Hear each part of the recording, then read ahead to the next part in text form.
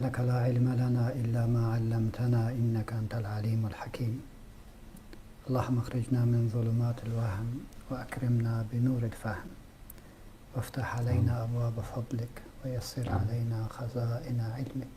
آمین. سبحانك لا علم لنا إلا ما علمتنا إنك أنت العليم الحكيم. استاد بزرگوار طوری که شما فرمودین همونطور است، قرآن کریم به عنوان کتاب الهی که به عنوان منهج و به عنوان قانون اساسی مسلمانان از طرف پروردگار عظیم جهت رهنمایی امی انسان فرستاده شده، طبیعی است که در حقیقت خطاب الهی به سوی بندگانش است. بله. که کلیات موضوعات روابط سیگانه را در خود جا داده است. چگونه با رب ما در تماس باشیم و رابطه خوبی داشته باشیم و چه عواملی است که رابطه را تخدیش میکنه، خراب میکنه. چگونه رابطه خیلی خوبی با خود داشته باشیم و کدام قضایی است که رابطه خود ما را با خود ما تخریب میکنه. درست. چگونه رابطه خوب داشته باشیم با مخلوق خدا و چی وسایل و قضایایی است که رابطه را تخریب میکنه. بله. بناهن دانشمندان فقه اسلامی در تعریف حکم شرعی گفتن که حکم شرعی در حقیقت خطاب الله تعالی المتعلق بافعال المکلفین. در این باز میگد که اقتضاء بله. او تخییرا او وضعا. حکم همان خطاب الهی است که متوجه شده به سوی افعال مکلف. افعال انسان مکلف همان انسان عاقل، بالغ و مسلمان است. اما هر جایی که یا الذین آمنو بله. میاد. و در جایی که کافر و یا غیر مسلمان زیر چتر نظام اسلامی زندگی میکنه و او هم خطاب است. الزاما متوجه میشه. درست. حالا میبینیم که این خطاب الهی شامل قرآن کریم میشه، شامل سنت میشه، شامل اجماع میشه، شامل تمام همه بندهای اصولی که فقهای ما گذاشته شامل کلش میشه. که همه مرتبط با قرآن است. همش مرتبط با قرآن است. حالا چرا مثلا ما میگیم که قیاس یا اجماع یا مصالح مرسله یا سد ذرایع یا استصحاب اینا خود در حقیقت نص قرآنی نیستن. درست. چرا ایره در جمله خطاب الهی قرار میده؟ ما میگیم که فقهای بزرگوار ما شما خود لفظ را به یک تعبیر به 20 تقسیم کرده است. درست. مثال میگه که این لفظ عام است، این خاص است، این مشترک است، این معول است، این مطلق است، این مقید است. وقتی که این محکم است، این متشابه است. درست. وقتی که این اقسام 20 گانه را که سرش میگذاریم، این صریح است و این کنایه است. درست. در جایی که صریح است می رود حکم، میگیم که اقتضای امی صراحت لفظ امی است که به لزوم فعل یا امر میکند یا به ترکش امر میکند. درست. اگر ظنی بوده باشد با شامل قضایای ثانی میشه. که امی نکته ما را به این التفات میدهد که وقتی میگه خطاب الله تعالی المتعلق بافعال المکلفین اقتضاء که شد، درست. می رود شامل کل امی بحث اصولی که فقهای ما تحت قیاس و اجماع و مصالح مرسله و میکند کل شامل می شود. از کلش خب باز درجات خود را دارد که هر کدامش را سرش بحث خود کرد. بنان اقتضا به معنای خواستن فعل چی به وجه الزام باشد چی به وجه غیر الزام باشد. یعنی یگان بر خطاب الهی ما را ملزم میکنه به انجام فعل یا به ترک. درست. گاهی امی غیر لازمی است، یعنی نوعی از تخییر بر ما میدهد، مثل واجب، مستحب، حرام، مکروه که بعد سرش درست. بیاییم. دوم قید در اونجا او تخییر خطاب الهی است که اقتضا میکند چگونگی فعل مکلف را از روی تخییر. تخییر به معنای مساوات بین انجام فعل و ترک آن است. یعنی یک بنده یا یک مکلف اختیار داره که کار میکنه، اختیار داره که کار نمیکنه. درست. وضع همان چیزی را علامه قرار دادن. شریعت آمد یک سلسله چیزها را علامه قرار میده که یا سبب است یا شرط است یا مانع است، که باز هم به اساس از این تعبیر ما حکم شرعی را به دو دسته عمومی تقسیم میکنیم. درست. یکی را میگیم احکام تکلیفی، یک قسم دیگهش میگیم احکام وضعی. درست. احکام تکلیفی عنوان خطاب الهی است که تعلق میگیره به افعال مکلفین اقتضاء او تخییرا. یک شی را به وجه حتم و الزام از تو میخواد یا به وجه حتم و الزام از تو چی میخواد، ترک از او را میخواد. درست. یا در یک چیز برای تو چی میدهد، اجازه میدهد، انجامش میدی یا انجامش نمیدی. بناهن حکم وضعی همان خطاب الهی است که میگرداند یک شی را سبب برای شی یا شرط برای شی یا مانع برای شی. یعنی چطور؟ مثلا اکنون ما در شرف قدوم ماه مبارک رمضان است. بله. با مجرد که ماه مبارک رمضان میآید، سبب در حقیقت آمد که ماه است.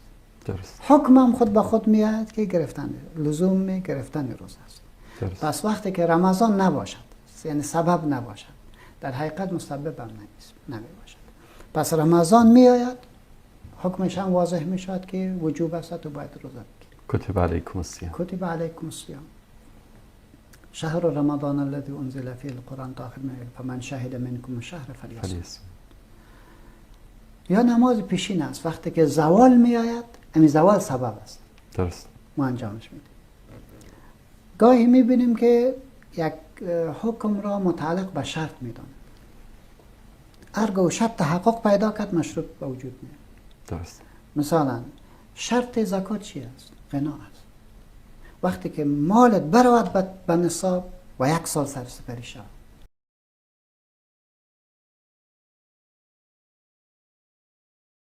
درست. پس تو مکلفیت داری که چی را انجام بدی؟ زکات را باید بدی. طفل است یک انسان، با مجرده که جوان می شود، سرزو چی هست؟ باید احکام شرعی را دیگه در زندگی خود تطبیق بکن. بله. کشورت هست مورد تجاوز قرار میگیره، جهاد سر چی میده؟ جهاد به معنای قتال سر فرض میشه. زیرا جهاد تقریبا 13 معنا داره، یکی از 13 معنایش به معنای قتال است. درست. به این شکل میریم که یعنی یک شی را شرط برای شی قرار دادن. گاهی یک شی را مانع قرار میدهد به حکم شرعی. یعنی حکم شرعی آمده، خطاب الهی متوجه افعال عباد شده، ولی یک مانع میایی خطابم بند میکنه، نمیمانه که خطاب تنفیذ شود و سر بنده را مکلف به انجامش بده. نماز فرض است، پس خواب بودی، خواب مانع است. درست. مانع چی شد؟ انجام فعل. پس هرگاه که تو از خواب بلند شدی دیدی که نماز قضا است، میگه برو قضایش بگی، خود تو را الله اینجا مؤاخذه نمیگه، در صورتی که تکاسل نباشه.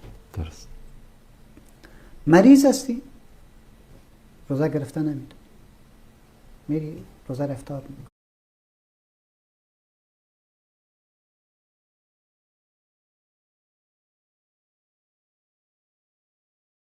فمن كان مريضا اول سفر فعدة من ايام از دیگر روز باید.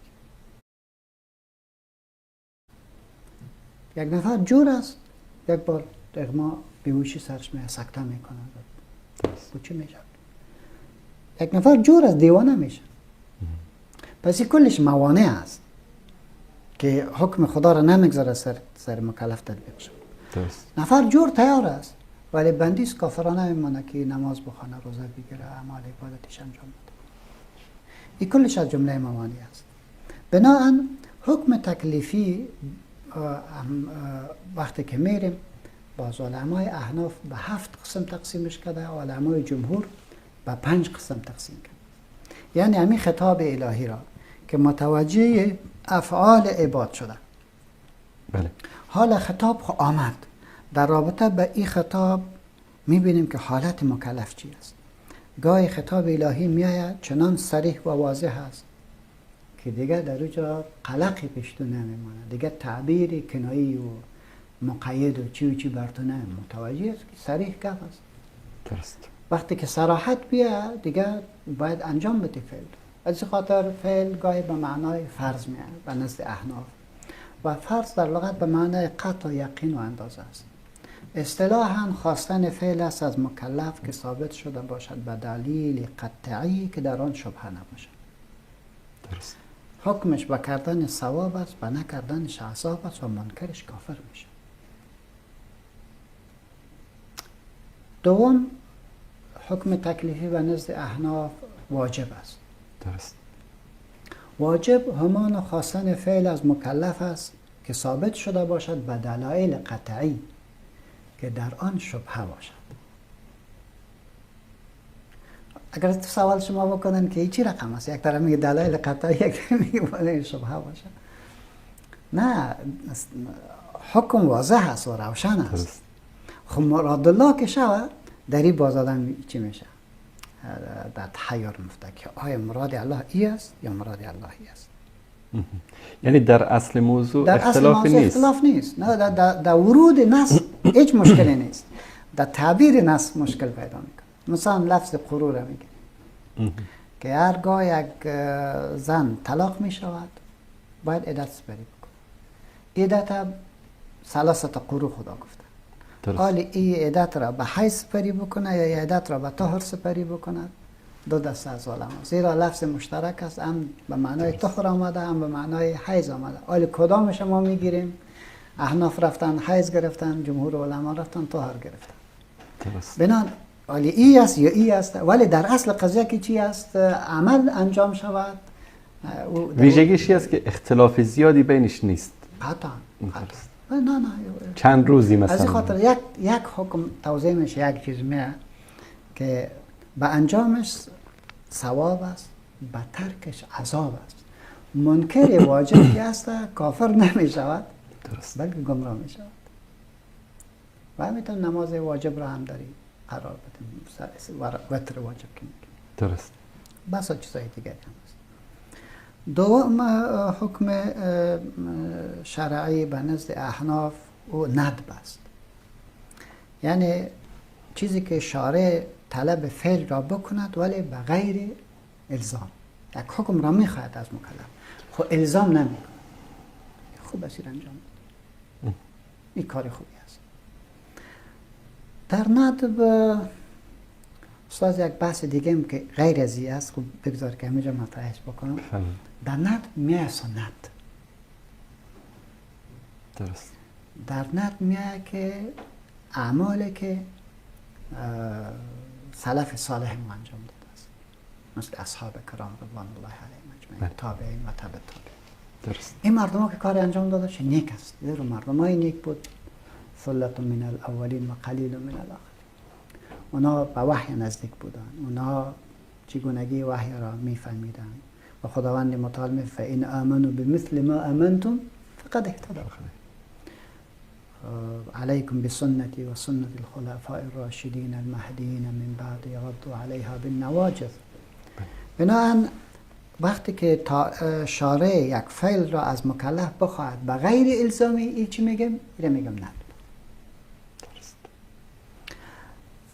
چهارم حکم به نزد احناف اباحت است. که شارع تأخیر بین فعل و ترک میدهد. مکلف دلش از انجام بدهد، دلش انجام ندهد، خودش اختیار به خود. دلش است که 3 وقت نان میخوره، دلش 4 وقت نان میخوره. دلش است که دریشه میپوشه، دلش است که یک چیز دیگه میپوشه. دلش است که به اصطلاح کلاه میپوشه، دلش است که بی کلاه میپوشه. امروز قصه کلاه هر کدامش که باشه، درش که یک زن میگیره، درش که 4 زن میگیره. سلام. البته این توصیه نمیشه به کسایی که میترسن. به کسایی که میترسن در ضمن چی از اباحت کمک خطرناکتر است که چقدر صاحبش توانش باشه. پنجم نوع حکم شرعی به نزد احناف کراهیت تنزیه است. درست. یک عمل است که انجامش میداد، یعنی امی اقتضای دینی او را تقاضا نمی کند که امی رقم یک کاسی کسب بکنه. مثلا مثال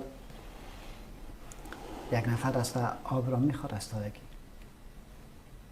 یا آب را میخوره همونطور قرد بدون از اینکه 3 مرتبه بروی کنه. درست. دوم، ششم نوع حکم به نزد احناف کراهیت تحریمی است.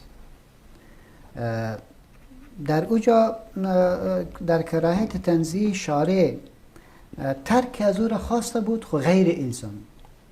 در کراهیت تحریمی شارع ترک از او را میخواهد قطعی لازمی، خود دلیلش چی است؟ زنی است.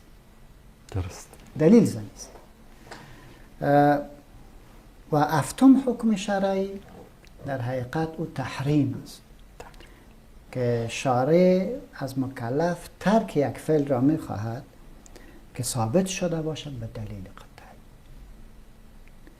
که به انجامش گناهکار میشه انسان و به ترکش ثواب میگیره. درست. و اگر کسی منکر شود کافر میشه. علمای جمهور باز فعل را گرفت به 5 قسم تقسیم کردن: واجب، ندب، تحریم، کراهیت، اباحت. به این شکل پیش می رود. بنابراین اونا بعض تداخل دارن در واجب و در فرض.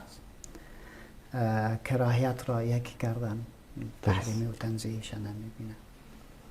خب برس و تقدیرش پس بریم به یک موضوع مهمی که ما داریم که گاهی یک فعل ثابت می شود با قرآن کریم، گاهی یک فعل ثابت می شود با سنت رسول علیه السلام صلی الله علیه وسلم، یا ترکش یا انجامش. و در اعمالی که ما می بینیم سنت به معنای راه و روش و طریقه است و در اصطلاح گفته می تونیم که همانا فعل پیامبر علیه السلام و تقریر پیغمبر علیه السلام و اقوال پیامبر علیه السلام، ایره چی میگیم؟ ایره سنت میگیم. گاهی پیامبر علیه السلام یک کار گفته، گاهی خودش انجام داده، گاهی دیگرها در محضرش انجام داده و پیامبر مانع از اونش. درست. روی این اساس ما در کل سنت را به 3 دسته تقسیم میکنیم. درست. که بسیار مهم است برای دوستای عزیز ما که باید متوجه شود. وقتی که کسی میگه سنت است، باید در ذهن ما تداعی شود. کدام سنت؟ درست. آیا سنت مؤکد است؟ این سنت غیر مؤکد است؟ و یا سنت زوائد است؟ کدامش است؟ از این خاطر است که ما باید قضیه را مهم بدانیم. نشود که یک جای سنت به اصطلاح غیر مؤکد را در جای سنت مؤکد ببریم. پس سنت مؤکد همان افعال است که رسول علیه السلام او را انجام داده است. درست. گاهی 2 بار 1 بار را ترک کرده است تا به وجوب نرسد. درست. مثل سنت های نماز که ما میخوانیم. درست. باید انجام داده به خاطر که سر ما فرض نشد. ولی در زندگی رسول علیه السلام زیاد است. گاهی سنت غیر مؤکد است. رسول علیه السلام انجامش داده، سر ما غیر الزامی است. مثلا روزه گرفتن دوشنبه و پنجشنبه یا 13، 4 و 15 هر ماه. گاهی سنت زوائد است. یعنی در اینجا افعال است که رسول علیه السلام به عنوان اقتضای بشری او انجام داده است. پیامبر چه بود؟ انسان بود. این عقیده بود. پیامبر انسان بود. وقتی که انسان بود باید میشست، باید چیزی را تناول میکرد، چیزی را باید مینوشید، انا بشر مثلکم، لباس باید میپوشید و زندگی باید میکرد، خواب باید میکرد، راه میرفت، صحبت باید میکرد. اقتضای بشری است. انما انا بشر مثلکم یوحى الی. پس این تأسی بر رسول علیه السلام در قضایایی که او از جمله قضایای فطری است. این را ما چه میگن؟ سنت های زوائد. بنابراین تأکید نباید شود که یگان بار دوستای عزیز ما سر اعمالی که سنت زوائد است چنان مردم را سخت میگیرد که نباید بگیرد. از خاطر ما در یک مشکل بسیار بزرگ دیگه قرار داریم.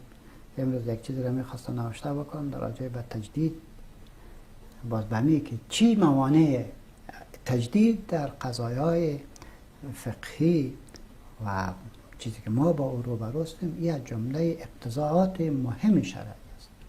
درست. باز یکان بار میگم موانعی که برای تجدید پیدا میشه. یکی از موانع چی است؟ میگه که یک تعداد نمیخواه که یک چیز نو در یک جای تحقق پیدا بکنه. هیچ دلیل هم سرش نداره. سرزو محکم استاده میشه. مثلا سر لباس. اینی لباس هست که باید این حتما باید باشه. اینی رقم قواره که من دارم کلتان می رقم بگرد. سر تون باید هم تو بگرد. من باید هم تو بگرد. یعنی متاسف هستم به این حالت که حتی بعضی از کسایی که تازه مسلمان میشن در کشورهای اروپایی، بعضی از جماعت هایی که حالا مسلمان شدن دست اونا رو ملزم میکنن به یک لباس که حتما تو باید میتونی یک لباس بپوشی و میتونی یک عمامه به سر بکنی. او را مثلا در جامعه اروپا طرف عملا تبدیل میشه به یک مسخره در بین جامعه. همه طور است. همه طور است.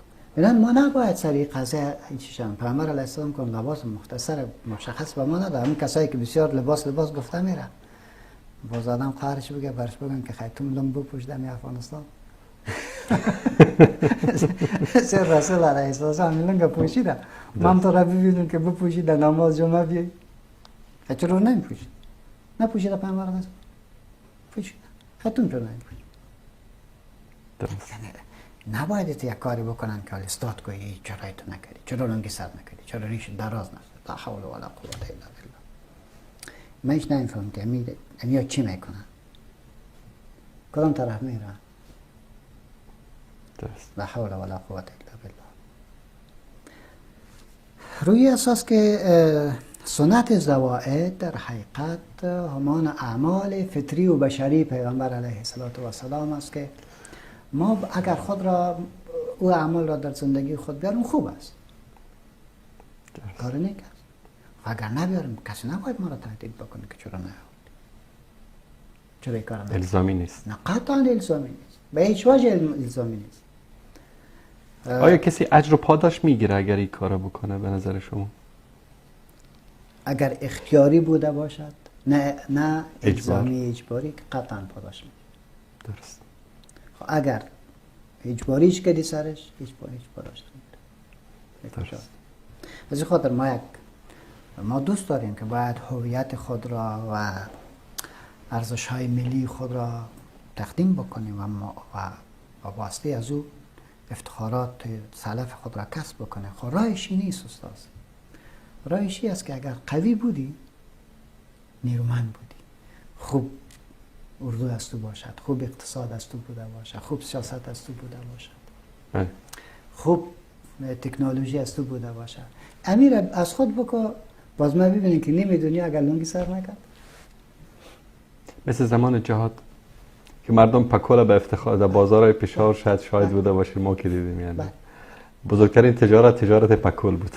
کل کار با مردم میکن. درست. ولی وقتی که تو هیچ چیز هم نداشته باشی بزرگ سر مردم گفته بود میگه نان بده، تو میگه نان کار خودت است، میگه ایرا بده، میگه کار خودت است. صحیح شده؟ یگان بار که جهل به حکم شرعی بیه این تو مشکلات ما داره. سر لباس تاکید بکنیم، تعلیم که فریضه است او را تخریب میکنه. فرق سعی کنه تعلیم و لباس. در لباس تاکید میکنه، سر تعلیم موانع ایجاد میکنه، سوء دیگه سود میکنه. مغز را گذاشتن و با پوست چسبیدن. بله. بنابراین هدف از تقسیم و بیانش هما چگونگی خدمت برای حفظ جان و ارزش‌های انسانی است. امی تقسیمی که فقها کردن درست. فقط به خاطر زیرا خطاب الهی که متوجه افعال عباد میشه، میخواد که این انسان بهترین زندگی با الله داشته باشه تا آخرتش تضمین شود و بهترین زندگی با مخلوق خدا داشته باشه تا لذت همه خوبی هایی که خداوند متعال در دنیا آفریده از او باید بچشد. از این خاطر من قل من حرم زینت الله التي اخرج لعباده والطيبات من الرزق قل هي للذين آمنوا في الحياة الدنيا خالصة يوم القيامة. کی چیزا را سر مسلمان منع میکنه؟ ایره نکو. چیزا را منع میکنه که خدا گفته نکو منع. کی است که منع میکن سر مسلمان ها و زینت و خوبی هایی که خداوند متعال در این کائنات برای استفاده آفریده است؟ نه تنها میگه این خود از آن مسلمان است و به برکت مسلمان کافر از این استفاده میکنه، در آخرت خاص برای مسلمان است.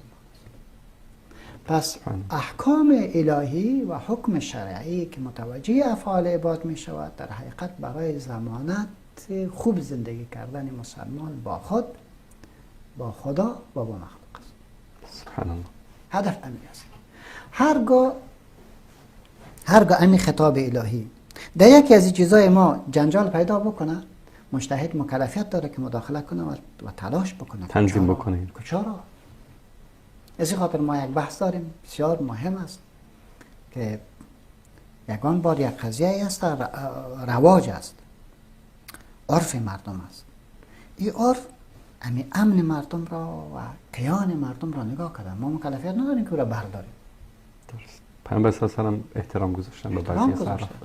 حالا ما چی کاره که یک نفر است عروسی خطبه که صورت بگیره وکی کشه و باز میگه شیرنی خوری است. بله. بعد از او باز عروسی است. ولی ما فقها بیان سوتر را در جان مردم بگیریم که شیرنی چه کی کشیده؟ این شیرنی خوری چی از من است؟ عرف مردم است، ما در چی کار داریم؟ یا عرف مردم است وقتی که این ایدی ماست که میاریم، این فلانه است که میارم، این جلبی میاره، این ماهی میاره، ما در چی کار داریم؟ عرف مردم است، چی کار ما؟ یعنی چی مشکلی پیدا کرده؟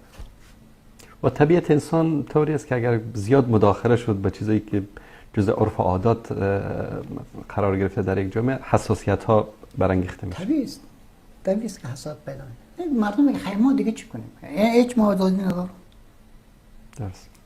از این خاطر است که فقهای بزرگوار ما این حکم شرعی که رقم تقسیم بندی کرد تا ما زیبا زندگی بکنیم. در کجا عقب نشینی کنیم و در کجا خود قایم بگیریم، در کجا یک فقیه ما عقب نشینی کنه، گپ نیست. صحیح شده؟ و یک مسئله ندب است، یک مسئله اباحت است، یک مسئله چی است که ما در چی کار جنجال داشته باشیم. نصیحت رسول الله صلی الله علیه و سلم همیشه ای بود برای صحابه که بشروا ولا تنفروا یسروا ولا تعسروا.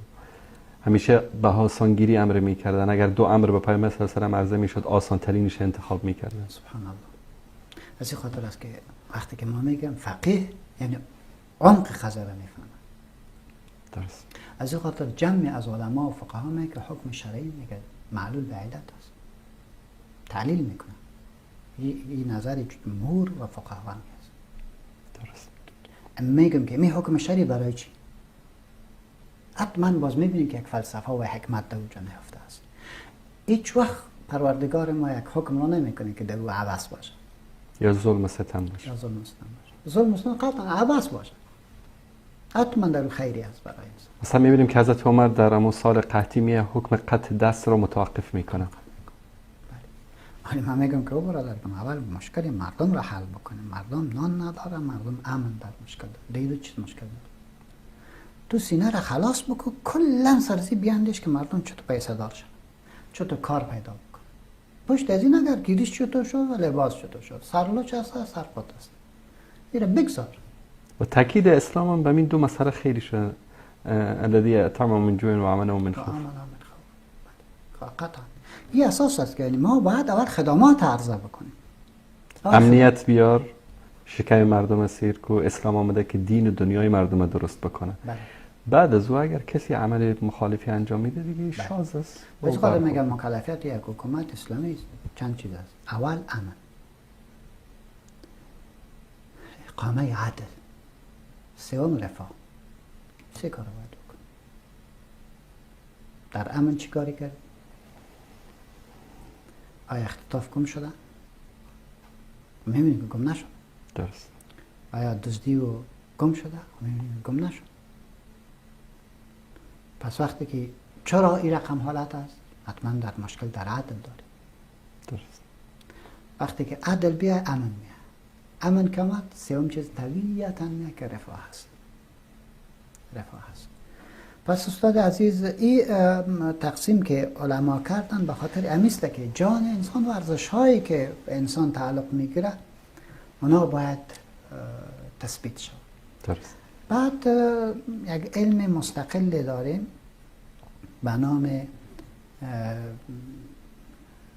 علم مقاصد یا علم مقاصد الشریعه که هر حکم را در رابطش بحث میکنن که این حکم چی بحث داره. باز در علم مقاصد الشریعه در حقیقت کل امی حکم شرعی را، کل شریعت را که مجموعه از احکام است، این را متعلق میکنن، میگه 5 کار برای 5 کار است. درست. از این نکته باید میگه اول اسلام به عنوان دین آمده تا دین را نگاه بکنه. درست. یعنی اصل حکم هدف چی است؟ اسلام آمد تا دین را نگاه کنه. دین در مجموعش نگاه کنه، مسیحیت را نگاه کنه، یهودیت را نگاه کنه، بودیست و کلش را نگاه کنه. میگه سوال چیه که اسلام چطور آمده این را نگاه بکنه؟ بله، زیرا لا اکراه فی الدین و دیروز ما شما بحث کردیم که در قبول دین اکراه نیست و ما ادیان را میپذیریم و قبولش کردیم. وقتی که قبولش کردیم میگیم که او یهودی با مقتضای دین زندگی بکو و او دینی که تو به او تعلق داری، شریعتی که تو به او تعلق داری، اما سلسله ارزش ها را به تو تقدیم کرده است که باید به او پابند باشی. درست. بنابراین دین من حیث دین در کجا گفته که دروغ مردم بگوید، مردم قتل کنند، دزدی بکنند، توهین بکنند؟ این وجوه مشترکی است که همه ادیان. بالکل. اگر تجاوز بر نوامیسی کسی بکند، تخریب بکند خانواده را، فضای محبت را از بین ببرد، هیچ دینی کار نکرد. بلکه ادیان در مجموعش میگه این ارزش ها را باید حفظ بکنه. درست. خب حالا وقتی که دین ارزش ها را به ما حفظ میکنه، اسلام چی میگه؟ میگه اگر مسلمان نمیشی با این زیبایی که بر عرضه شد، اسلام بیار، تسلیم میشی، زیبا زندگی میکنی، در امن قرار میگیری. اگر نمیاری، خب به می دینت خب باورمند هستی، خب به می دین عمل کن. این نقطه جدایی ما با سیکولاریسم است. درست. سیکولاریسم وقتی که دین را از ساحه انسانیت بیرون بکند، می رود به طرف آزادی که برخلاف ارزش های انسانی است. بعد انسانی که خلیفه خدا در روی زمین است و انسان رو میگه باز اگر رسی بگید مشکل ما نبود. درست. جناب حضرت مولانا، موضوع مقاصد شرعی موضوع خیلی مهمی است. اگر اجازه بدید که یک میان برنامه ببینیم، دوستان یک هوای تازه بکنن، بعد از اون انشاءالله به موضوع مقاصد احکام شرعی میپردازیم. با ما همراه باشید. لحظاتی بعد دوباره انشاءالله خدمت شما عزیزان خواهیم بود با ادامه برنامه نسیم رحمت با حضرت مولانا عبدالسلام عابد.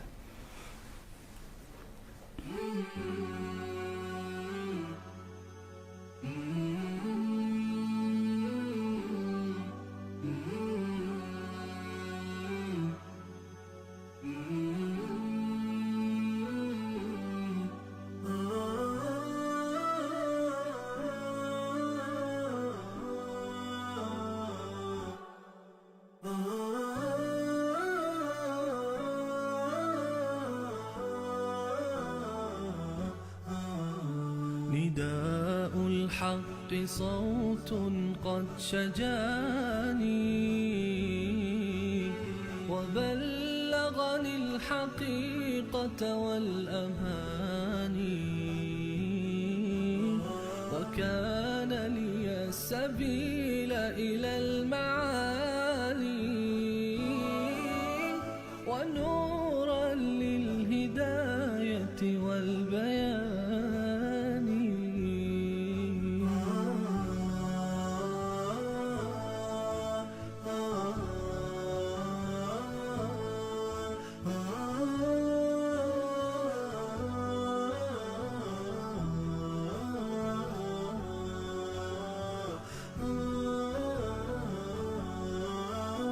يزيح عن القلوب دجى هواها وينشر في النفوس سنا المعاني وإن الحق كنز منه تشرى بساتين السعادة والجنان وليس كمثله ذهب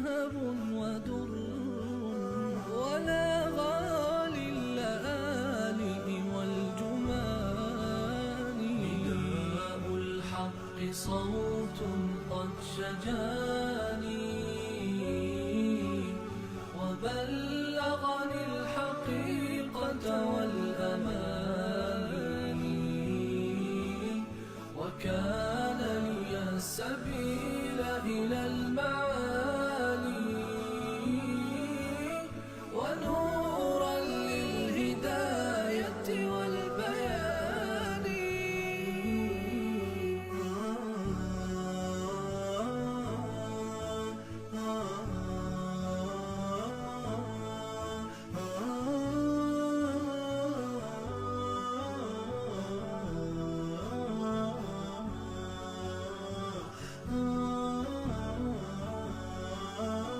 وللحق اهتدى قوم كرام فصاروا للنجاة وللأمان ومن أجل الحقيقة لا تبالي بسخط الناس في هذا الزمان ولكن في رضا المولى فأسرف مراكبك الكريمة في الرهان.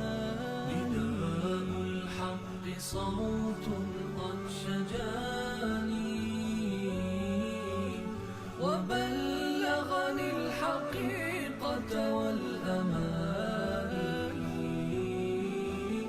وكان لي السبيل إلى المعالي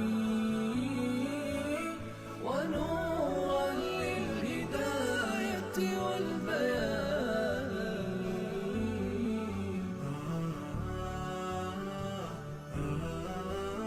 وحب الآل من خلقي وديني وهم والصحب في أفق المكان سموا في الخير والتقوى فكانوا منارات الهداية للعيان نواليهم ونقبس من هداهم ضياء.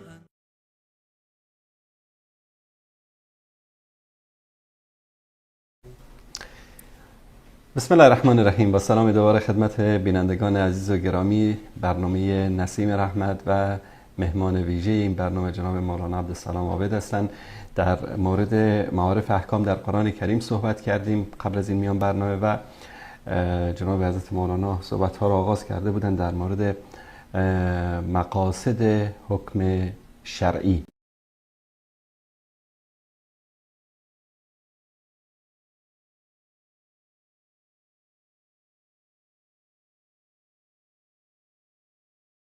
یا مقاصد احکام شرعی. جناب مولانا موضوع بسیار دلچسب و زیبایی است که شاید برنامه‌های طولانی در پی داشته باشد ان شاء الله.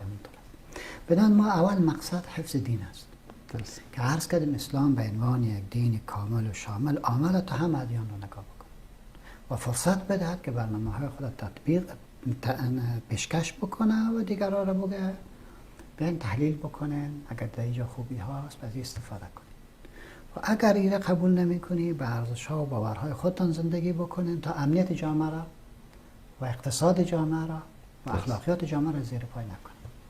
از این خاطر میگم که اسلام دینی است که همه ادیان را میپذیرد و جایگاه را برش محترم میشمارد. دوم حفظ دین اسلام است، یعنی اسلام به عنوان دین آمده تا دین را نگاه بکنه، خود اسلام را نگاه بکنه. اگر ما چگونه اسلام را نگاه بکنیم؟ رسول علیه السلام می‌فرماید که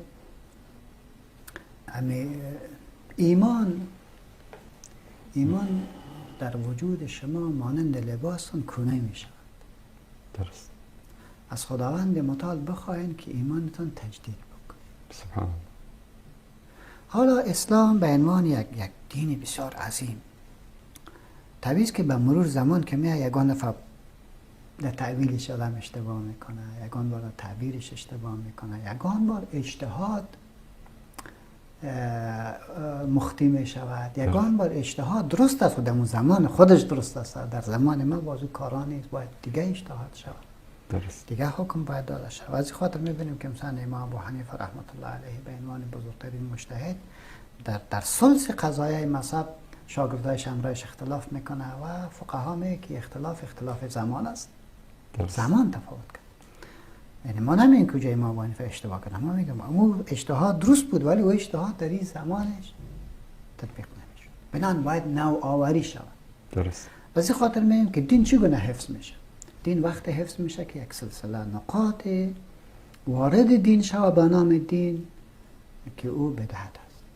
درست. وقتی که در دین بدعت داخل شد پس مالوخولیا پیدا کرد. مثل که مالوخولیا پیدا شد و عصای سلیمان علیه السلام خورد و بالاخره حضرت سلیمان افتید. درست. صحیح. فخر افتید. اون جای به جای افتید. لیازش نکرد که پیغمبر از بنان آسته ای را بگذارید. میتونش افتید. درست. دین با این قداست و مقبولی شرگاه بدعت در اینجا جای پیدا کرد. دین مفتاست. و بدعت هیچ وقت یک مبتدی بدعت خود را به خاطر دشمنی جای نمیده، مگر بسیار کمی که دشمن زیرکانه وارد شود. دشمن وارد بشه درستش که برنامه زیرکانش باشه، خوب تطبیق سری که میکنه سری کسی که مسلمان است. بنان اگر به بدعت جای داده شود دین اما آسان ماحت خود از دست میده. الحنفیه این حد دیگه نشد. سبحان الله جای میده آزادی میگیره. این آمد دین مجموعه از به خرافات تبدیل میشه. اصل ویژگی دین و زیبایی کنار زدن.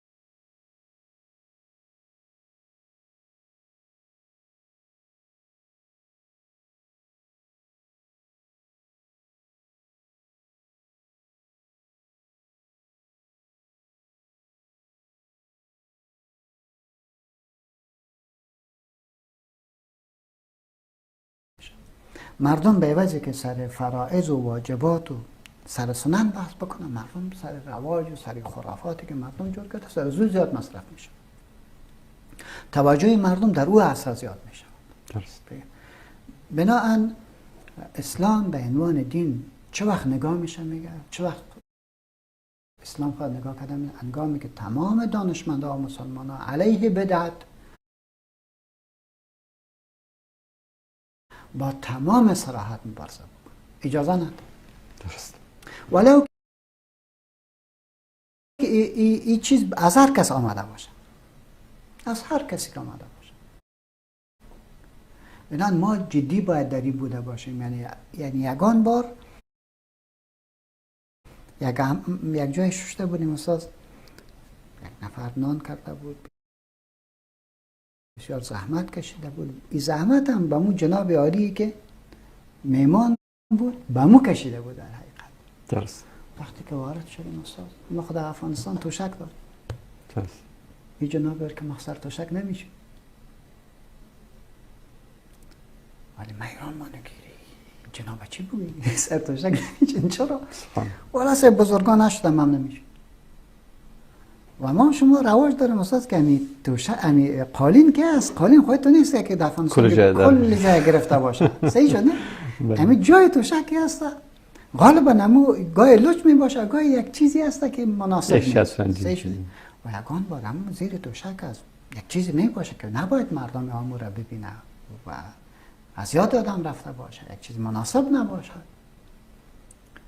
سبحان الله این مردکه دیگه خیس یک دو نفر دیگه هم تو مزدورکایش خیس ورش داریم. ولی چرا ورش میداری؟ خاطر کسی من سر توشک نمیشه. خب نشین در خانه خودت نشین. درست. از جان خود یک چیز رو جور میکنیم بدون از اینکه سرش دلیل داشته باشه. ای را ما میبینیم. یا بس این چند وقت پیش اونا جنده بالا میشه، جنده بالا میشه، جنده سخی سایه است، کلتون ورش دارین شور نده، کج شد حکومت چپه میشه. یعنی تا مادامه که این خرافات و بدعت ها در اسلام باشه، اسلام را از اهداف اصیلش، از برنامه اصیلش به عنوان منهج الهی عقبش میزنه. درست. بنابراین فقها میگه که کسی یک بدعت را انجام میده 40 روز نمازش نمیشه. چرا انجامش میده؟ و از بسی که بد است، از بسی که بد است میگه بدعت که کردی نه تنها که تو خلاص میشه میگه والا دیگه نمیکنم، میگه نه توبه خود توبه است، اعلام بکن من حیث ملا که او مردم اینی کار که من تا دیروز میکردم اشتباه کرده بودم، غلط کرده بودم، این دین نیست. درست. ایران باید بکنی تا مردم بداند که این صحیح نیست. اسلام آمد به عنوان یک دین که دین اسلام را نگاه بکنه و دین وقت نگاه می شود که بدعت را کل ما مبارزه بکنیم.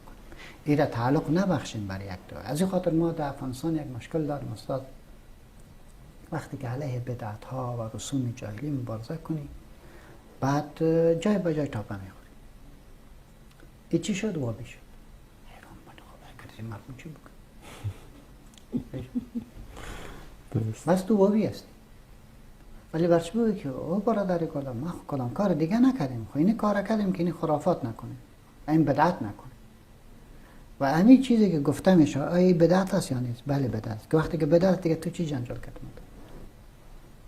تو نمیگی، من خب میگم. تو چوب هستی، میترسی. من خب بخاطر خدایی را میگم، باید به مردم گفته شد.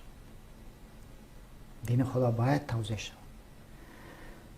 یک بحث مهمی است استاد که بدعت چیست، اقسامش چیست و چگونه علیه بدعت مبارزه بکنه، که برنامه مستقل میطلبه. کاملا یک برنامه مستقل و ضروری. درست. دوم چیزی که اسلام آمده تا کل احکام به خاطر چیست؟ تا جان مردم مسئول بود. درست. بزرگترین هدف احکام شرعی در قرآن و در سنت همان حفظ جان مردم. جان مردم در عموم باید محفوظ باشه، چه کافر باشه چه مسلمان باشه. حکومت اسلامی مکلفیت به حفظ جان انسان داره. درست. از این خاطر رب العالمین ارشاد می‌فرماید یا ایها الذین آمنوا کتب علیکم القصاص فی القتل. کسی که به جان کسی تجاوز کرد در مقابلش قصاص میشه. این قصاص باز تقسیمات خود را داره. کل که کسی را قطع کردی، کل که قطع کردی. دندانش را شکستاندی، دندانش شکست. گوشت قطع دی، گوشت قطع میکنه. و کشتیش در مقابل چی میشنی؟ کشته میشی. درست. هر تجاوزی که تو بر انسان بکنی در مقابل باید جزا بدی. اگر در باب قصاص باشه قصاص میشه که بعد از بعد تعزیر بیاره. بعضی چیزا که تعزیر میشه. درست. سوم مقصد و هدف از حکم شرعی همان حفظ آبرو و عزت یک انسان است. درست. این بسیار مهم است در اسلام عزیز ما، بسیار مهم است. حفظ نسب است، بسیار برای ما مهم است. در اسلام بسیار مهم است. قرآن کریم تعبیر میکنه ولا تقربوا الزنا انه کان فاحشه و ساء سبیلا. چرا این کار منع میکنه؟ ولی دو نفر با هم جرمه کار میکنه. ولی چرا شریعت داری مداخله میکنه؟ میگن نسب از بین میبری، خانواده را از بین میبری. انسانای به اصطلاح حرامی در جامعه زیاد میشن. وقتی که یک نفر تولد میشه پدرش معلوم نیست، مادرش معلوم نیست، افتیده شود، مجبور است حکومت او را کلان کنه. خب این را کلان کرد حکومت، برو جای برای تربیتش ساخته شد. یک انسانی که محروم آغوش پدرش بکنی، محروم آغوش مادرش بکنی، از این که دیگه جنایت در کجاست؟ در حق همون انسان، در حق همون طفل.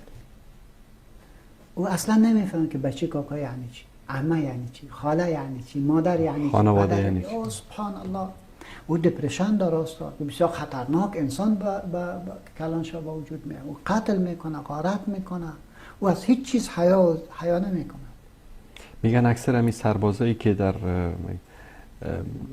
ارتش بعضی از کشورها دور دویشان هست، مثلا در امریکا، در روسیه، در از کشورها که وارد یک کشور میشن جنایت میکنن، آدم میکشن، خانه ها را آتش میزنن، تجاوز میکنن، همون فرزندایی هستن که فرزندای نامشروعی هستن که از پرورشگاه ها حکومت اونا را برده، عسکر کرده و اونا چیزی به اسم رحم و مروت و این چیزا اصلا در وجودشان نیست. کاملا، اما درست. از خود اسلام میگه خطر داره. نه ان اسلام در بعض قضایا بسیار سخت میگیرد. هدف این نیست که یک هدف بزرگ او از بین میرود که زندگی بشریت، زندگی انسانیت است. ولکم فی قصاص حیات یا اولی روی اساس وقتی که نسب و خانواده برای ما مهم شد، قرآن تو میگه ان الذين يرمون المحصنات الغافلات المؤمنات لعنوا في الدنيا والآخرة ولهم عذاب عظیم. درست. سرآبرو و عزت یک کس تجاوز میکنه، می نتیجه چی میشود؟ قرآن برات میگه که یک زنی که محسنه است به اساس یک تعبیر غلط تو او را رمیه میکن. خب چی گپ بود؟ والا تلفنش دید. خب چی گپ بود؟ والا وقتی که من می آمدم همین سر خود از کلکنش کشید. ما که می آمدم سرش از دروازه بیرون کرده بود. ما را دیدم در کلکنش شده بود، اتو میکن سر خود کشید. خب نتیجه چی شد؟ اینا اینطور. قرآن میگه که سرزی گپا تو یک نفر را متهم میکنی، بفهم که لعنوا فی الدنیا و الاخره، مورد نفرین الهی قرار گرفتی، هم در دنیا و هم در آخرت، و در آخرت ولهم عذاب عظیم. این کارت است. ولی یک کسی را دیدی که همین تو غلط کار میکنه، تو چی باید بکنی؟ بری دیگه اعلان میش میکنی. اگر تو واقعا دیندار هستی دو کار باید بکنی. و نفر را غیر مستقیم بفهم که اشتباهی بگی. این کارت است. کار نیست که اعلان بکن. این کار تو نیست. این کار محکمه است. اگر اعلان کردی، اگر اعلانش کردی و مردم از سرش خبر کردی، حکم دیگه فوراً سرش میاد.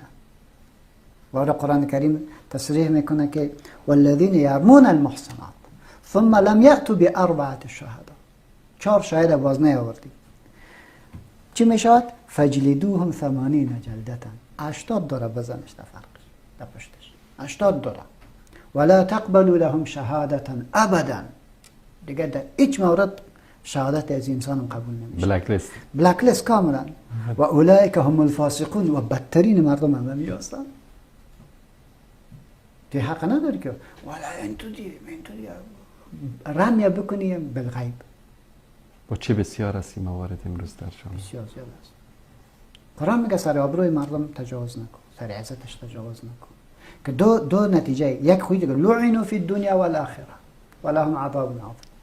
در دنیا و آخرت نفرین الهی سر میاد. اگرچه نماز بخونی، اگرچه ریش تو دراز بوده باشه، اگرچه خودت بگی این اولی خدا در روی زمین هستی، تسبیحات داشته باشی، روزه گرفته باشی، با اینا قرآن میگه لعنوا فی الدنیا والاخره ولهم عذاب عظیم.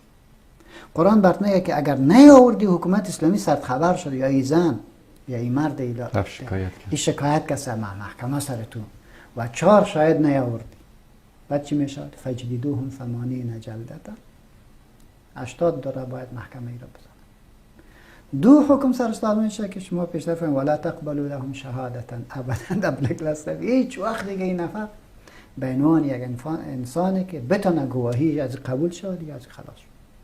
و سومی که از جمله بدکاران است، مگری که توبه بکنه، استغفار بگه و به عنوان چی خدا شامل بکنه.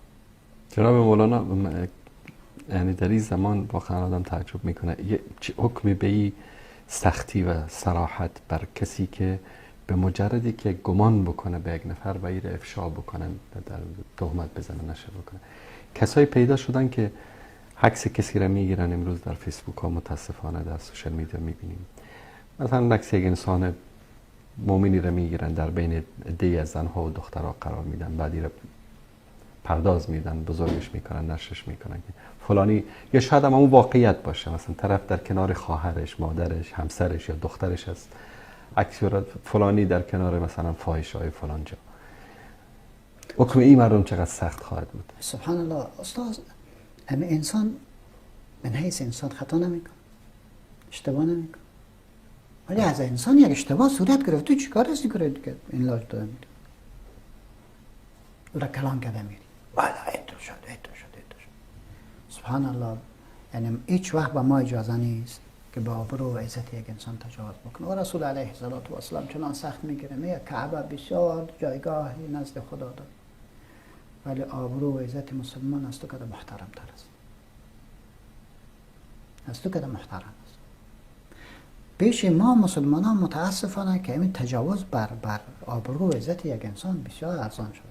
نه تنها که پشتش میداریم، قرآن ولا تجسسوا، دیگه ما تجسس میکنیم تو بپالیم این زیربین خدا گرفتیم در جانش. اگر تجسس پیدا بکنی طبیعی که یک چیز را پیدا میکنی. یک انسان از خطا، از لغزش، از اشتباه خالی نیست. که پیدا کردی باز غیبت شروع میکنی. ولا یغتب بعضکم بعضا. اگر پیدا نکردی چون زحمت کشیدی، دویدی، وقت دادی، باز بهتان میکنی. از بد از که بدترش.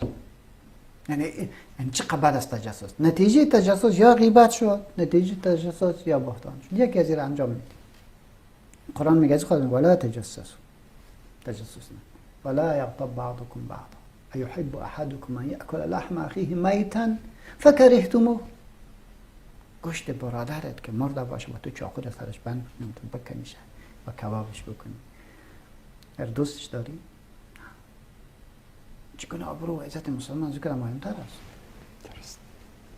حکم شرعی از این خاطر آمده تا به ما ایره بفهماند و بر ما بگوید که آبرو و عزت و یک مسلمان بسیار مهم است نزد خدا و خانواده یک مسلمان و نسب یک مسلمان بسیار مهم است.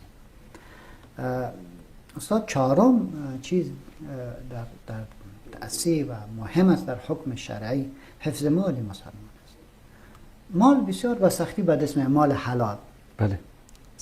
لیکن مال حرام است که دزدی بکنی و خیانت بکنی، اختلاس بکنی، خود دیگه زیاد جمع میشه. متاسفانه ما زیاد داد میاد. یکی که مسلمان تلاش بکنه، زحمت بکشه، تجارت بکنه، بدوه پشتش، بسیار سخت است. بسیار سخت. پس وقتی که یک مسلمان باز تلاش خود می رود، یک مال را به دست می آورد و می خواهد با او آرمان هایی که در ذهن خود داره اما را به دست بیاره و یک نفر مفت کرده می او را از پیش می بره و دزدی می کنه. نه تنهایی که دزدی قضیه عادی نیست. وقتی که دزد وارد خانه میشه، اطفالش تکلیف عصبی میده، یک رعب بسیار خطرناکی در خانه ایجاد میکنه و یگان بار این انسانهای بدبخت میره وارد قتل میشود، یگان بار به نوامیس مردم تجاوز میکنه، هم دزدی میکنه هم بی حرمتی میکنه. از خاطر قرآن کریم در این مورد بسیار سخت میگیره و السارقة فاقطعوا ایدیهما، دستش ببرید. از این خاطر رسول علیه السلام در رابطه با یک قضیه‌ای که صورت گرفته بود در زمانش، هار یک کسی گم شده بود و او هار زنگه گفت که هار ما گم شد، خود همیجا گم شده، بنان من شما را نمیمانم تا که بکسایتان نبینم. پیدا میکنه در دستگاه یک دونه که پرفامیل کلگی چون قار کرده بود، گفت ببرینش پیش پیامبر اسلام. نزد رسول علیه السلام قضیه رفت و پیامبر علیه السلام وقتی که مال دید قیمتی بود گفت دستش قطع کن. از این بعد دیگه خانواده کلان بود دیگه واسطه شروع شد که فلان نبرد که خواهر کشکش شد نشد. آخر حضرت اسامه رضی الله عنه را زید بن حارثه را که پیامبر اسلام زیاد او را دوست داشت، حب رسول الله، گفت تو برو سعی امام کتمی تو سخنگوی ما باش. که رشت که این قضیه را شروع کرد، جمله تاریخی خود عرض کرد والله لو ان فاطمه بنت محمد سرقت لقطعت یدها. سوگند به جان که نفس من اختیار از است، اگر دختر من فاطمه دزدی بکنه دستش قطع میکنه، من این خانواده را خود جایش بگذارم. اما هیبت حکومت باید ببانه، هیبت حکومت. یعنی پیش از اینکه اینجا دوستیش پیش ما بیارم اونجا حلش میکنم، وقت پشت شما نمیرفتم. دقیقا اینجا برمان. درست. امیر به حکومت نمیرسانده، امیر استفاده و چی جور میشدن قضیه ختم میکردیم، ما حکومت هم پشتش نمیکرد، دزدی فلان جا شد مردم حلش کرد. تو نکنه که باز حکومت مداخله کرده برات دیگه که چرا پیش من نیامدی، باز گپ خراب میشه. هرگاه دوسیه پیش حکومت رفت، حکومت دیگه باز واسطه را قبول نمیکنه. درست. و قبل از که با حکومت برای بالکل این قضایا باید حل شد. اگر در یک جای قتل صورت میگیره، اگر در یک جای یک گناه دیگه صورت میگیره و مردم محل او را جمع میکنه، حکومت شکر بکشد.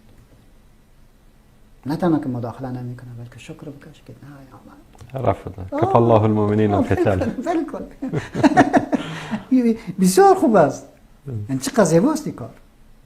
خب اگر آمد دیگه باید از باز محکم و دقیق و با عدل فیصله میکنه.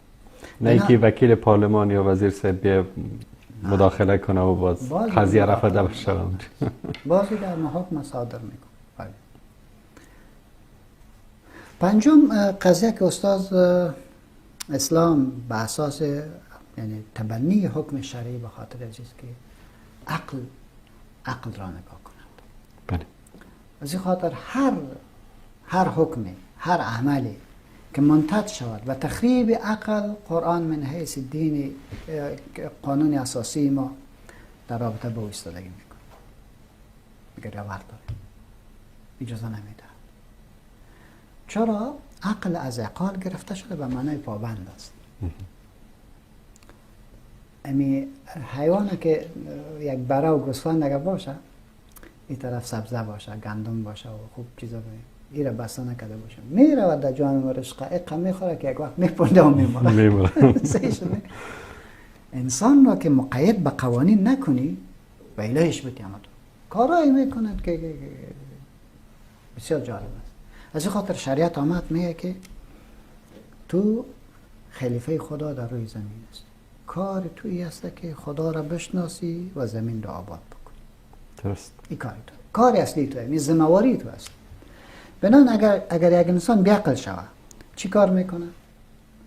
یک انسانی که یگان انسان دیوانه است و مجنون است، میفهمید که خانواده چقدر با همراهش با تکلیف است.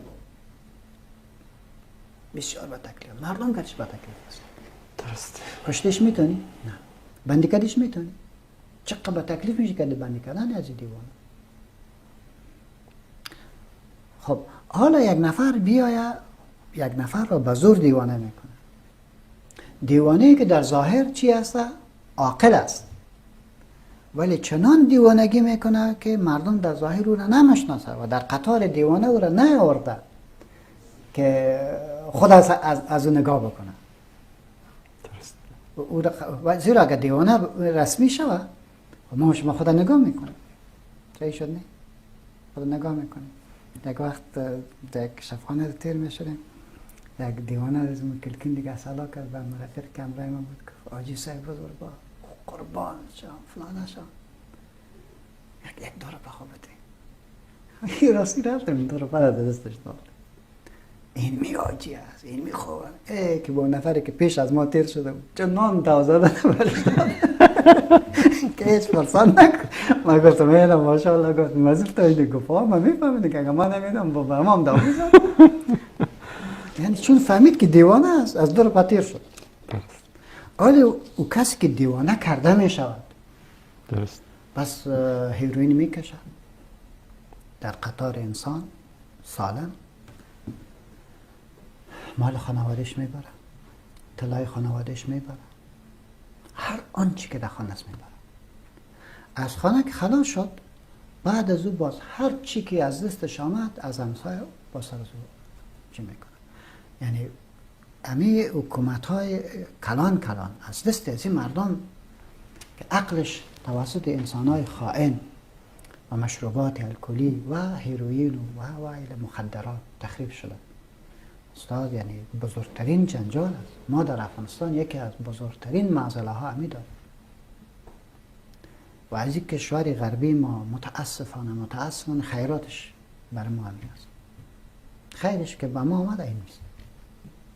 به هزارها جوان ما که رفتن از طرف که پس آمدن پس مخدر بدبخت کار میکنن که 3 میلیون بیشتر و در بینشان متاسفانه انجینر، روزنامه نگار، متاسف. نطاق، انسان‌های بسیار فهمیده ای که باید بله. به درد جامعه میخورد. و این تو دشمنی صورت میگیره استاد که در این باب یعنی بسیار عجیب است.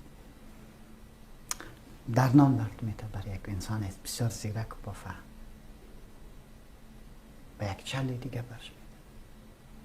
یعنی غالبا تو نیست که یک گفتن انسان فهمیده چرا این کارا میکنه، اونا یا مجبورش میکنن و یا به یک شکل غیر مستقیم برش میده و داخل دیگه گروپ میکنن.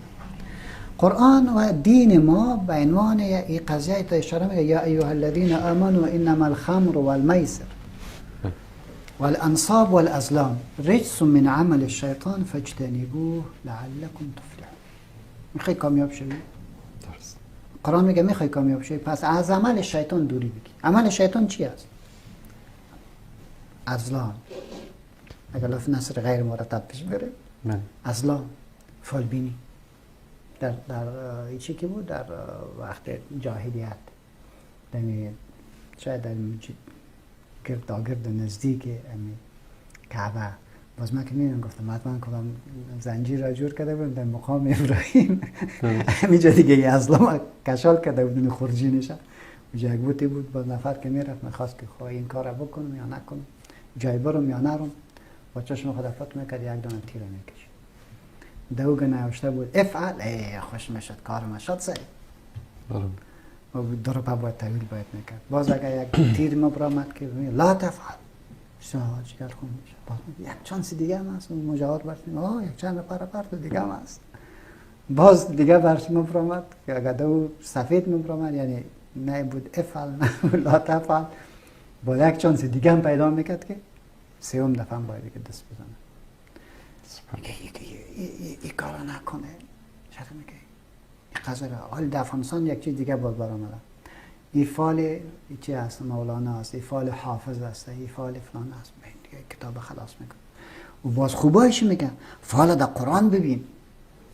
نه فال با قرآن گفتین در کتابخانه دارم انشالله بعد از برنامه شما نشان بدم. قرآنی درست کردن یعنی قرآن است برای تشبیه در یک صفحه قرآن دو بالا نوشته است خوب، در صفحه بعد نوشته است بد، خوب بد خوب بد، صفات قرآن تقسیم کرده.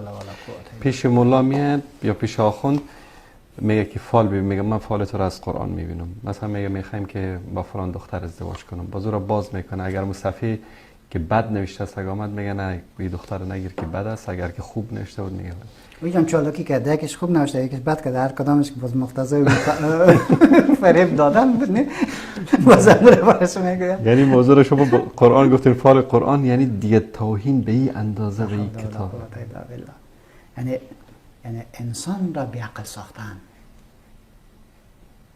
اسلام میگه این کار نکنه، انسانش را بیعقل میکنی، با خرافات را داخل میکنی و اگر انصاب بت‌هایی که برای ساخته شده است، در انصاب در حقیقت جایی است که بت نصب شده ها، این معنا میده. درست. که اوجا بری میگه فلانی تبرکیسه دیگه کشف دیگه خرافات دیگه جور کرده بود، دیگه قمار نزنه و دیگه شراب نخوره. این چی کلش مخدر است برای عقل. شما فکر بکنین که انما الخمر این شراب است که بخوری عقل خراب میکنه. این قمار و این انصاب اسلام خود در حقیقت در ظاهر خود عقل جور است، نه عقل معنوی از بین میبره. هر مشرک بیعقل است، هر مبتدی بیعقل است. هر کس که امیر رقم کار میکنه در حقیقت عقل نداره. از خود شریعت آمده، قرآن آمده انسان با عقل بکن. به هر شکلی کسی تجاوز میکنه بر عقل، اسلام با برنامه زیبایش او را منع میکنه. با شراب خوردی چی برد میگه 80 داره بزنش، چرا شراب میخوری؟ چرا اگر این رقم شدت عمل نباشه مردم هر کار میکنن. امروز میبینیم در کشورهایی که شراب خوردن آزاد است سالانه 10,000 نفر کشته میشن در این که طرف شراب خورده، رانندگی کرده، با سرعت زیاد زده. این عقلش اساس است. این که چی جنجال در خانه ایجاد کرده، این را کسی محاسبه نمیکنه. تجاوز بر نوامیس را کسی محاسبه نمیکنه. بیکاری که ایجاد میکنه این را کسی محاسبه نمیکنه.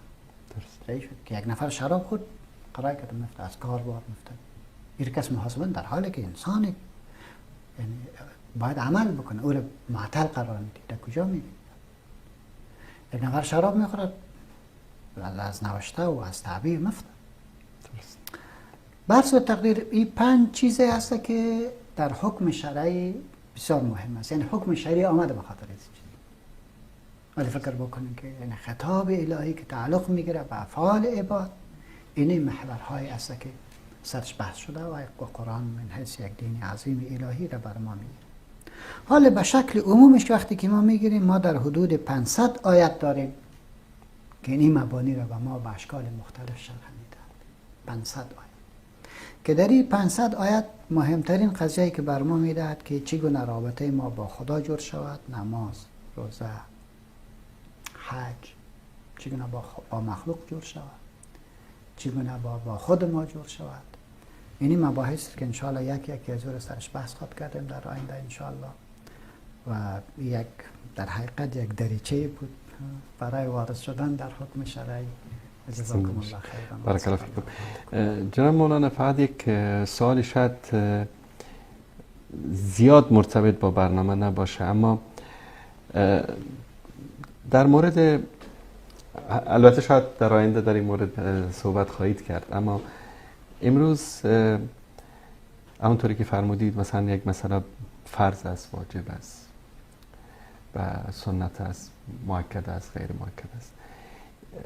بیان به خاطر همین مسائل به اصطلاح اجتهادی یک مذهبی اجتهادش مثلا گفته که فلان چیز سنت مؤکد است که گفتن است سنت است غیر مؤکد است به حدی مسئله رو بزرگ کردن که مردم را از اصل دین، از اصل توحید، یکتاپرستی همه این مسائل مهم دین تحت شعاع قرار دادن و به این تو مسائل مثلا امروز صراحت بگیم در افغانستان مثلا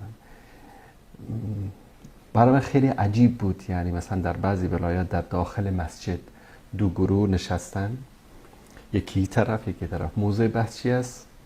یکیش میگه رفع الیدین جایز است، یکیش میگه جایز نیست. بس سر و کله هم دیگه میزنن. یک 4 احمق دیگه هم ویدیو کرده در مناظره بین حضرت مولانا فلانی و حضرت مولانا فلانی. هر دویش هم متاسفانه ادعای علم و معرفت میکنن. نصیحتی داشته باشید در لحظات پایین برنامه به کسایی که به این مسائل دامن میزنن در یک جامعه‌ای که نان خوردن نداره، اقتصاد خراب، وضعیت مردم در و در چسبیدن به این مسائل. استاد فقط 2 چیز دارم. یکی که این کسایی که به همچون قضایای بسیار کوچک دامن میزنند 2 مشکل دارن. یک مشکلش است که فهم عمیق از دین نداره، خصوصا از علم مقاصد شریعه. درست. از این آگاهی ندارن. اینا باید بپذیریم. زیرا وقتی که منهج افتاره، یعنی منهج تخصص در افتا در فقه اسلامی در افغانستان و در هند ایرا ببینین، در پاکستان ایرا باز بکنین، به نام علم مقاصد شریعه در وجود چیزی نیست. بنان این مفتی اصلا نمیفهمه که گپ اصلی چی است. از این خاطر مراتب را نمیتون تشخیص بدهد. از اول متعصب پیدا شده. این باید تعصب مذهبی بکنه، این باید تعصب منطقی خدا باید بکنه. متاسفانه. بنان نتیجه چیزی که گفته میتونه فهم عمیق از دین نداره و فهمش درست. فهم سرسری است. مشکل دومی است که غالبا استاد یا ایادای دیگران میشن. درست. یعنی ما یک تخریبی است که علیه اسلام روان است به نام دین و مزدور شده در حقیقت غیر مستقیم نمیفهم. یادم میاد استاد ما که طالب بودیم از یک جای کتاب می آمد که نوجه نوشته میگه رد وهابیت، رد فلان، رد فلان، مفت برد می آمد برای تو بخواندی. این طرف باز از همون مرکز چاپ می شد برد می آمد رد بدعت و رد چی و رد فلان دیگه می آمد. هیچ کاری دیگه نبود. فقط به جنگ انداختن مردم. این مردم که چون این کار را میکنن تا هنوز دین نفهمیدن. ولو که خدا برچی میگه این فلانه شیخ و فلانه و فلانه این نامای کتا را در جانش میزنه. این تا هنوز امیر نفهمیده که این امت به چی نیاز داره و شما مردم را کجا مصرف کرد. و سوم نکته است استاد که ما یک حکومت منضبط و با پلان و دوراندیش نداریم که قضایا را حسم کنه، درست. مداخله بکنه. بر صورت خداوند متعال فهم خوب را نصیب ما شما بکنه تا به همین نقطه که من عرض کردم که هر حکم از خود مراتب داره، درست. مراتب بفهمیم. بعد که بعد مرتبه را که فهمیدیم در قضیه‌ای که تنوع است چرا به تضاد حملش میکنیم؟ تنوع است تو تضادش میگیم. اگر یه فرق نکردید کلش تنوع است، دلیل که از انگور استفاده کردید از انار استفاده کردید. ولی چرا میزنی تو انگور میخوری چرا انار از بین میبری؟ در جایش میوه است. سنت رسول الله صلی الله علیه و سلم. چرا تعصب با سنت؟